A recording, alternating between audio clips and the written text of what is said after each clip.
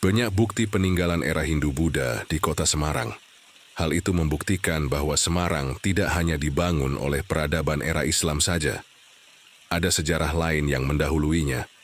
Sebagai bukti, salah satunya adalah peninggalan di sumber mata air Sendang Stum.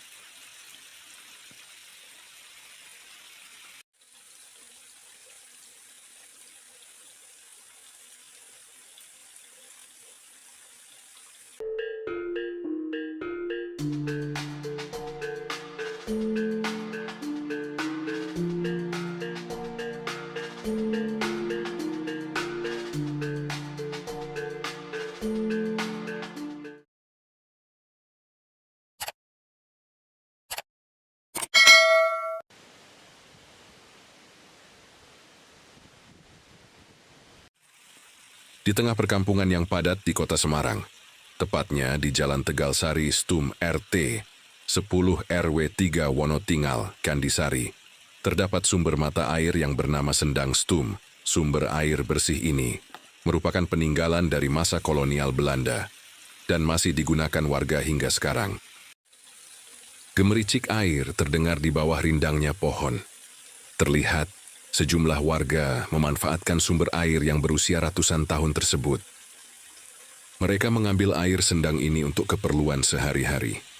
Ada pula kendaraan pickup yang mengangkut sejumlah jeriken untuk diisi air dan dibawa ke daerah Tembalang.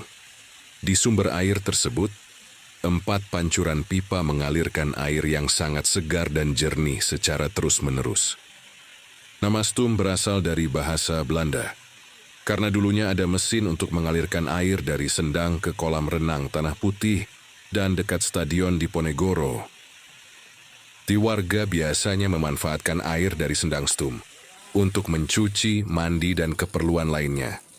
Meskipun di saat musim kemarau, air Sendang Stum tetap mengalir, karena sumber mata air berasal dari atas tebing.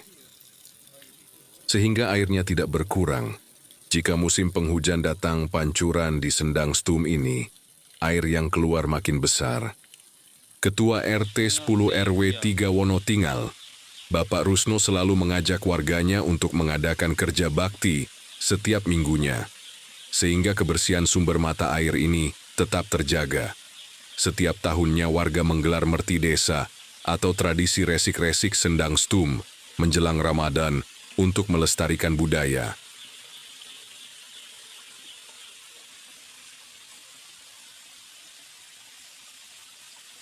Lurah Wonotingal Bapak Soleh mengungkapkan, untuk melestarikan Sendang Stum, pihaknya mencoba untuk memanfaatkan sumber air agar tidak terbuang sia-sia, seperti pembuatan tandon air melalui musrenbang, karena pada malam hari, air dari sumber mata air ini mengalir sangat deras, sehingga perlu ditampung ke tandon penampungan air.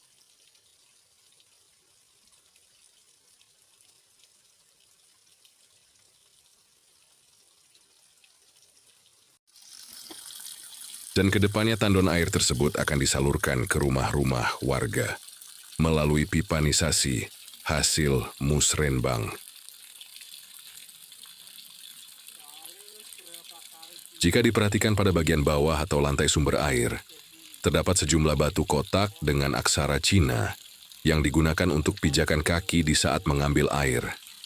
Batu-batu ini merupakan bekas bongpai atau nisan kuburan Cina.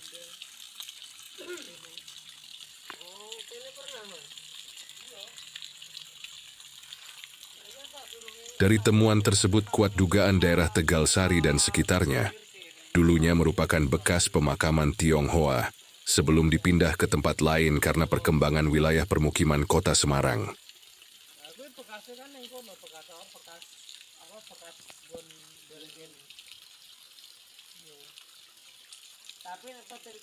Di balik itu semua, di Sendang Stum ada jejak sejarah yang lebih tua. Namun tak banyak yang mengetahui, di tempat sumber air tersebut diduga terdapat sebuah bangunan candi tua peninggalan masa kerajaan Hindu-Buddha yang dinamakan Candi Subuh. Candi tersebut diperkirakan peninggalan pada abad 8 sampai 10 Masehi atau awal perkembangan agama Hindu-Buddha di Semarang.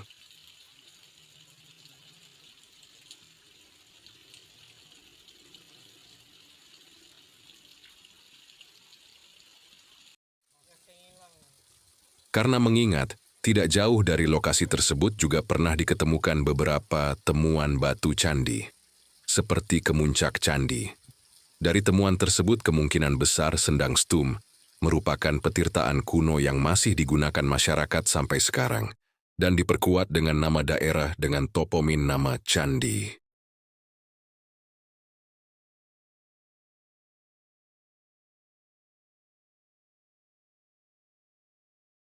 Merujuk dari dokumen lama era kolonial Belanda, yang juga menyebutkan adanya struktur Candi Subuh yang ada di desa Candi Sari, sehingga dugaan lokasi Candi Subuh berada di dekat sumber mata air ini. Hal ini diperkuat lagi karena ada nama candi di Semarang, dan dugaan nama kawasan candi berasal dari Candi Subuh.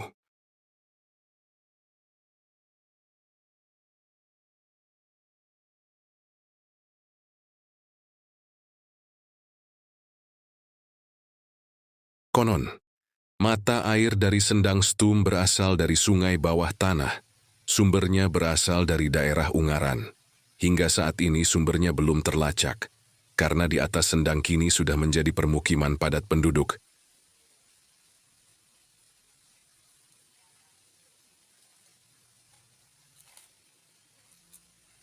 Kebanyakan situs maupun bangunan candi di Semarang merupakan peninggalan era masa klasik, abad 8 sampai 10 Masehi. Biasanya pendiriannya mencari lokasi di tempat tinggi dan dekat sumber air.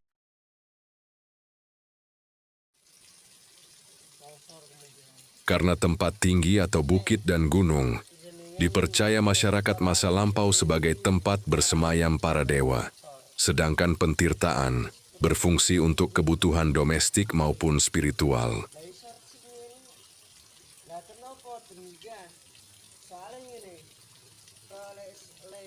Dan Semarang menjadi salah satu pintu masuk ke pusat pemerintahan di Tanah Jawa pada masa itu, yaitu dari pantai utara ke pusat ibu kota menuju jantung, dengan kemegahan Borobudur dan Prambanan di Magelang, Yogyakarta.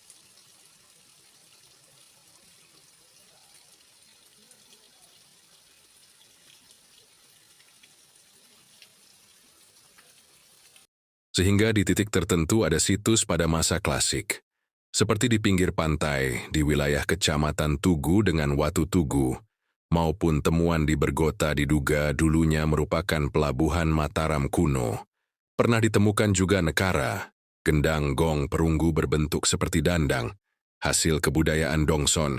Lalu ada Arca Majusri.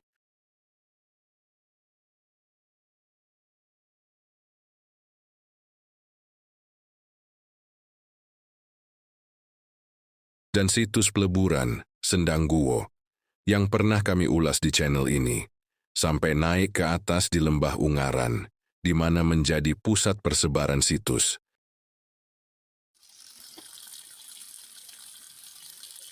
Demikianlah ulasan tentang Sendang Stum. Semoga menambah wawasan dan mengembangkan rasa bangga terhadap kekayaan sejarah dan budaya Indonesia.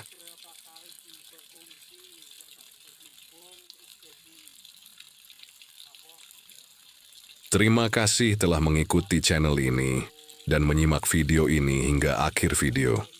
Sampai berjumpa kembali di episode selanjutnya.